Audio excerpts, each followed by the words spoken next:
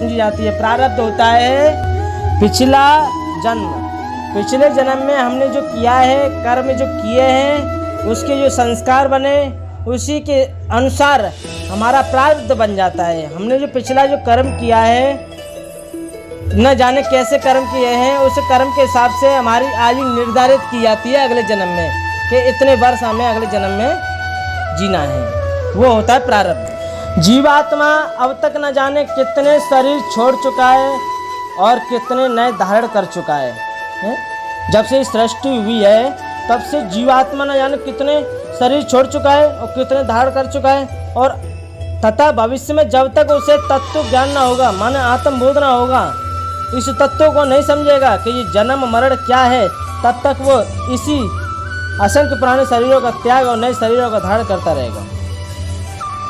स्थूल, सूक्ष्म और कारण वेद से शरीर 3 है। स्थूल शरीर क्या है? स्थूल शरीर होता है ये पंचभौतिक शरीर है, ठीक है। सूक्ष्म शरीर क्या होता है? वो अति सूक्ष्म होता है, जो एक शरीर को छोड़कर दूसरे शरीर को धारण करता है, वही सूक्ष्म शरीर होता है, ठीक है। कारण वेद से शरीर 3 है। एक कारण वेद होता है, कारण वेद होता है जो हमारे संस्कार होते हैं, उसी के हिसाब से कहते हैं, जो हमारी आदतों के अनुसार ये शरीर नया जो दूसरा कारण वेद शरीर होता है। जब जीवात्मा इस शरीर को छोड़कर दूसरे शरीर में जाता है, तब ये तीनों ही शरीर बदल जाते हैं। मनुष्य जैसा कर्म करता है उसके अनुसार उसका स्वभाव प्रकृति बदल जाता है। सत्व रज तम तीनों गुण में व्यष्टि प्रकृति या कारण शरीर है, ठीक है। कारण शरीर के बारे में आपको पता पड़ गई। गुण में व्यष्टि प्रकृति या कारण शरीर है। इसके स्वभाव कहते हैं, प्राय स्वभाव के अनुसार ही अंतकाल में संकल्प होता है। जब तक ये कारण शरीर रहेगा, जब तक कोई न कोई कारण रहेगा, तब तक हमारा जन्म और मरण रहेगा, ये निश्चित है, ठीक है। मरते समय हमारे स्मरण में कोई कारण बन गया कि ये काम अधूरा रह गया, मुझे ये करना था, वो करना था, उसमें कोई न कोई कारण छिपा होता है, ठीक है। मरते समय तो वो कारण शरीर ही हमारा अगला जन्म होता है, ठीक है। अभी समझ में आ गया होगा आपके ये कारण शरीर क्या होता है। और संकल्प के अनुसार ही सूक्ष्म शरीर बन जाता है। कारण और सूक्ष्म शरीर के सहित ये जीवात्मा इस शरीर से निकलकर सूक्ष्म अनुरूप में स्थूल शरीर को प्राप्त होता है। और देखो एक और बात और है, आत्मा का कहीं आना जाना नहीं होता है। आत्मा का कहीं आना जाना नहीं होता है। वास्तव में आत्मा अचल और अक्रिय होने के कारण उसका किसी भी हालत में गमनागमन नहीं होता। पर जैसे मैं एक उदाहरण देता हूँ कि लोग कहते हैं कि ये जन्म लेती है, आत्मा मरती है, ये वहाँ जाती है, तो मैं इसका उदाहरण दे रहा हूँ कि आत्मा का नहीं होता गमन। जैसे कि घड़े को एक मकान से दूसरे मकान ले जाने के समय में, जैसे कि जो घड़ा है, वो घड़ा क्या है? एक सूक्ष्म शरीर है, ठीक है। घड़ा जो है सूक्ष्म शरीर है, और उस घड़े के अंदर का जो आकाश है, घटक है उसका, तो वो हो गया आत्मा।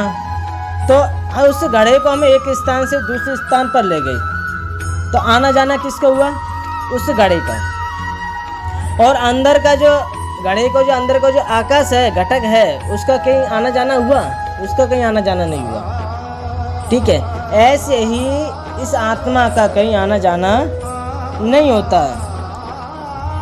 सूक्ष्म, वैसे ही सूक्ष्म शरीर का गमनागमन होने से उसके संबंध से आत्मा में गमनागमन का प्रतीत होता है। उसमें हम जोड़ देते हैं कि ये आत्मा एक स्थान से दूसरे स्थान पर चली जाती है, लेकिन आत्मा का कहीं आना जाना नहीं होता। इस आत्म तत्व को समझना, हमें आध्यात्मिकता में चलना होगा, भागवत पढ़नी होगी, गीताएं पढ़नी होगी। इस गीताएं में आते पढ़ते हुए अध्ययन करना होगा और मनन करना होगा, तब इस तत्व को हम समझेंगे।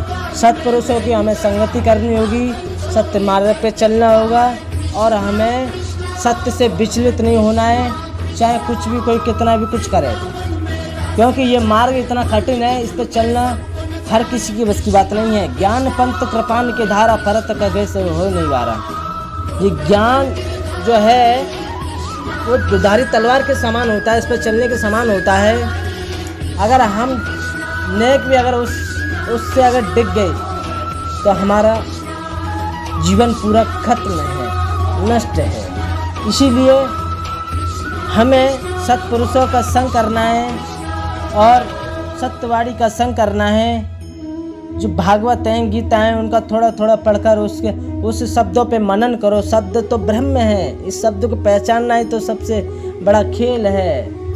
हमारे जीवन में बहुत सी ऐसे परिस्थितियां बन जाती हैं कि ये जानना कठिन हो जाता है कि ये सत्य है कि असत्य है, ये करना उचित है कि ये अनुचित है। लेकिन ईश्वर पर भरोसा, दृढ़ विश्वास हमारे मन में जब तक नहीं ये चीज़ बनेगी तब तक हम उस आत्म तत्व को नहीं समझ सकते। उस परम तत्व को हमें अगर समझना है तो हमें अपने अंदर जाना होगा, हमें इस तत्व को समझना होगा। ये शब्द है जो है, वाणी जो निकल रही है, वो कौन है।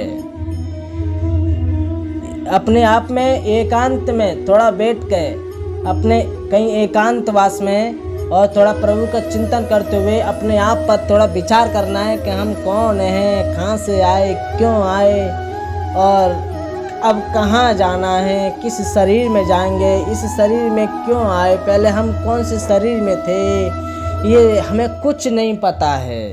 जहाँ तक हम सो जाते हैं तो सोने में जो सपना होता है उस सपने में हम खो जाते हैं, लेकिन फिर भी हमें ये ध्यान नहीं रहता है कि हम सो रहे हैं, हमें इसका बिल्कुल ज्ञात नहीं होता।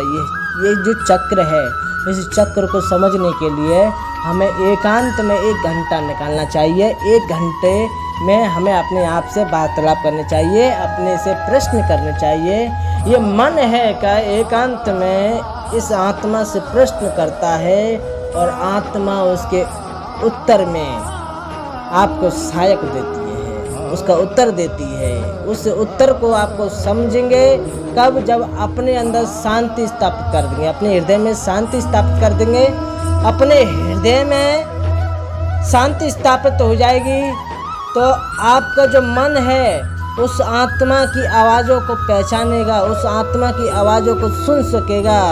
ये मन जो संसार में भटक रहा है, संसार के इन गुणों में रह रहा है, इसीलिए इस आत्मा के शब्दों को वो सुन नहीं सकता, क्योंकि कान तो उसके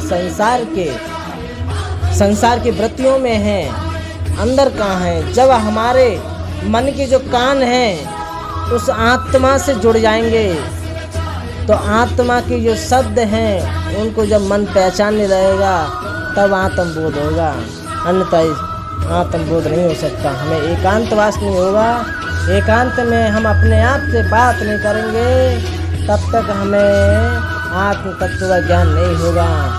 हमें आत्म तत्व का ज्ञान प्राप्त करने के लिए आत्मा से ही हमें जुड़ना होगा, आत्मा से ही संबंध बनाना होगा इस मन को, नहीं तो ये मन भटकता रहेगा, इसकी कभी मुक्ति नहीं हो सकती है। मुक्ति तो इस मन की तो है, आत्मा की तो नहीं है। आत्मा तो ये कि उस पर क्या है, वो तो सूक्ष्म शरीर के अंदर है।